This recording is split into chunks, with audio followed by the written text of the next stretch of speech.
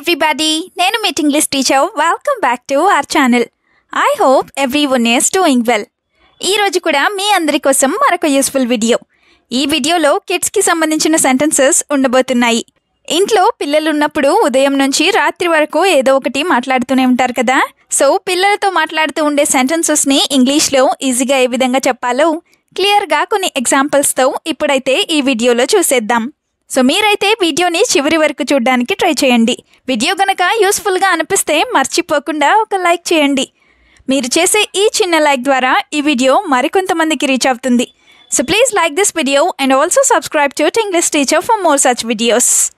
ఇప్పుడైతే ప్రీవియస్ వీడియోలో నేను మిమ్మల్ని 2 క్వశ్చన్స్ అడిగి ఉన్నాను కదా, వాటి యొక్క ఆన్సర్స్ని చూసేద్దాం. ఫస్ట్ వన్ ఈజ్ పొట్లకాయ.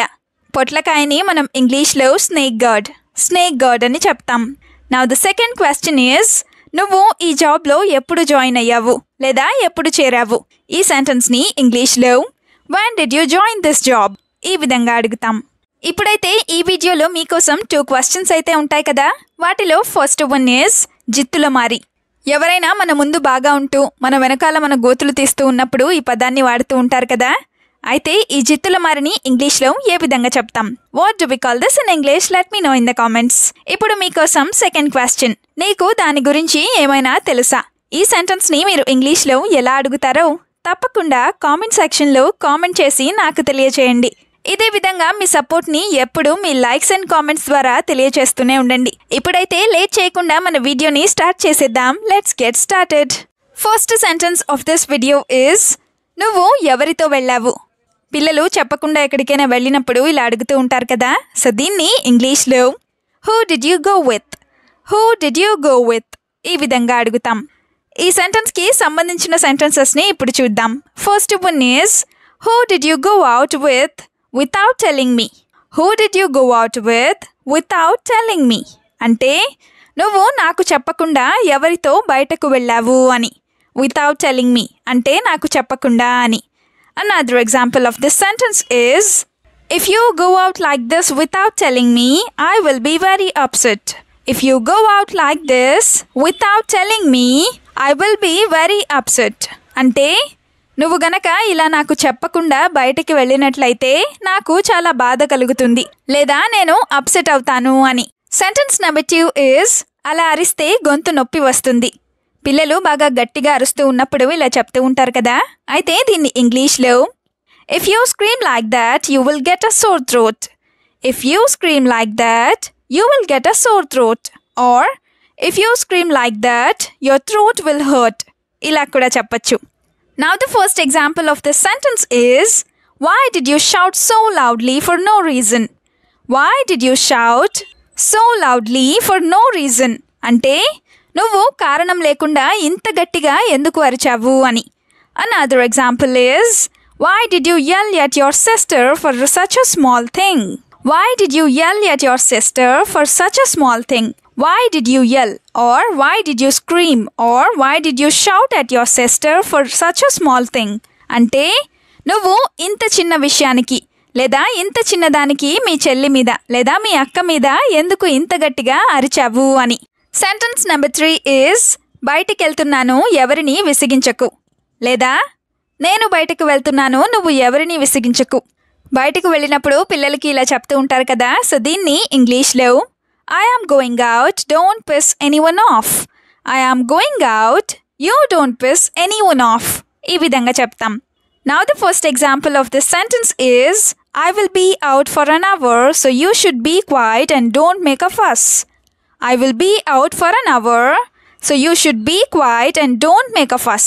అంటే నేను 1 గంట సేపు బయటకు వెళ్తున్నాను నువ్వు సైలెంట్గా గొడవ చేయకుండా కూర్చో అని లేదా నువ్వు గొడవ చేయకుండా సైలెంట్గా ఉండాలి అని.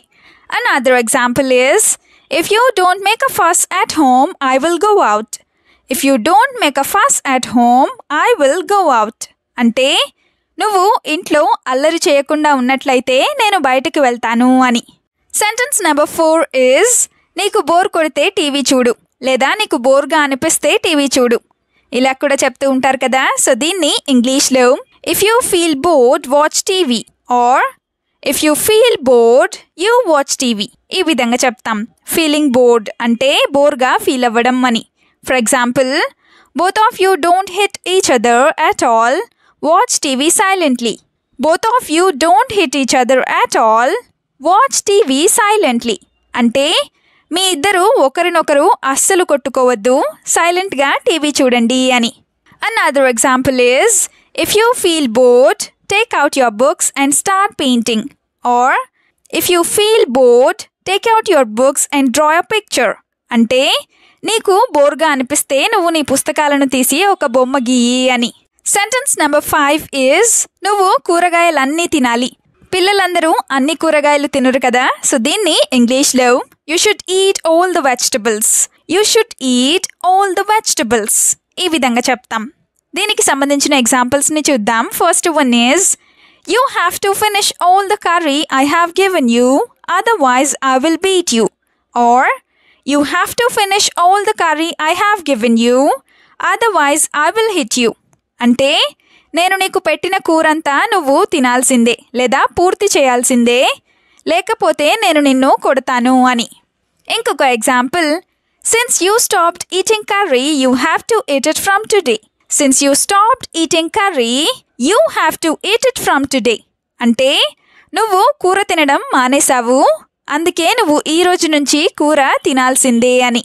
సెంటెన్స్ నెంబర్ 6 ఈజ్, నీతో మీ ఫ్రెండ్స్ కూడా వస్తున్నారా. పిల్లలు ఎక్కడికైనా వెళ్తున్నప్పుడు ఇలా అడుగుతూ ఉంటారు కదా, అయితే దీన్ని ఇంగ్లీష్లో are your friends coming with you, are your friends coming with you ఈ విధంగా అడుగుతాం. Now the first example is, I don't want to send you alone, that's why I am asking. I don't want to send you alone, that's why I am asking అంటే నేను నిన్ను ఒంటరిగా పంపించాలని అనుకోవడం లేదు, లేదా నువ్వు ఒంటరిగా వెళ్ళడం నాకు ఇష్టం లేదు, అందుకే నేను అడుగుతున్నాను అని. Another example is, I will send you if you finish all your work. Or I will send you if you finish all your homework అంటే నువ్వు నీ హోంవర్క్ మొత్తం పూర్తి చేసినట్లయితే నేను నిన్ను పంపిస్తాను అని. నెక్స్ట్ సెంటెన్స్ ఈజ్, టీచర్తో గౌరవం లేకుండా మాట్లాడకు. ఇలాంటివన్నీ పిల్లలకి నేర్పిస్తూ ఉండాలి. అయితే దీన్ని ఇంగ్లీష్లో do not talk disrespectfully to the teacher or do not talk disrespectfully to your teacher ఈ విధంగా చెప్తాం. డిస్రెస్పెక్ట్ఫుల్ అంటే అమర్యాదగా లేదా మర్యాద లేకుండా అని. Now the first example is, if you speak without giving respect to the teacher, it is not good for you at all. If you speak without giving respect to the teacher, it is not good for you at all అంటే నువ్వు మీ టీచర్తో గౌరవం లేకుండా మాట్లాడినట్లయితే అది నీకు అస్సలు మంచిది కాదు అని. Now the second example is, if you don't do your homework, the teacher will scold you, so complete it. If you don't do your homework, the teacher will scold you, so complete it అంటే నువ్వు గనక homework పూర్తి చేయకపోయినట్లయితే మీ teacher నిన్ను తిడతారు, కాబట్టి complete చెయ్యి అని. Now the last sentence is, చెప్పింది వినడం నేర్చుకో లేదా నా మాట వినడం నేర్చుకో ఇలా కూడా చెప్తూనే ఉంటారు కదా, సో దీన్ని ఇంగ్లీష్లో learn to listen to me, learn to listen to me ఈ విధంగా చెప్తాం. Let's have some examples now. First one is, what are you doing not listening to me when I am talking to you. What are you doing not listening to me when I am talking to you అంటే నేను నీతో మాట్లాడుతున్నప్పుడు నువ్వు నా మాట వినకుండా ఏం చేస్తున్నావు అని. Another example is, if you listen fully to what I tell you, you will understand how to do it. If you listen fully to what I tell you, you will understand how to do it. అంటే నేను చెప్తున్నది నువ్వు పూర్తిగా విన్నట్లయితే అది ఎలా చేయాలో నీకు అర్థమవుతుంది అని. వీడియోని ఎండ్ వరకు చూసినందుకు థ్యాంక్ యూ సో మచ్. వీడియోలో ఉన్న సెంటెన్సెస్ అన్నీ తరచూ ప్రాక్టీస్ చేస్తూ ఉన్నట్లయితే you will become a better and fluent English speaker. ఈ వీడియో మీకు ఏ విధంగా అనిపించిందో మీ ఫీడ్బ్యాక్ని మాత్రం తప్పనిసరిగా కామెంట్ సెక్షన్లో కామెంట్ చేసి చెప్పండి. We'll meet you again with the useful and interesting video. Until then, keep learning, keep practicing and keep supporting Tinglish Teacher. Have a good day. Bye bye.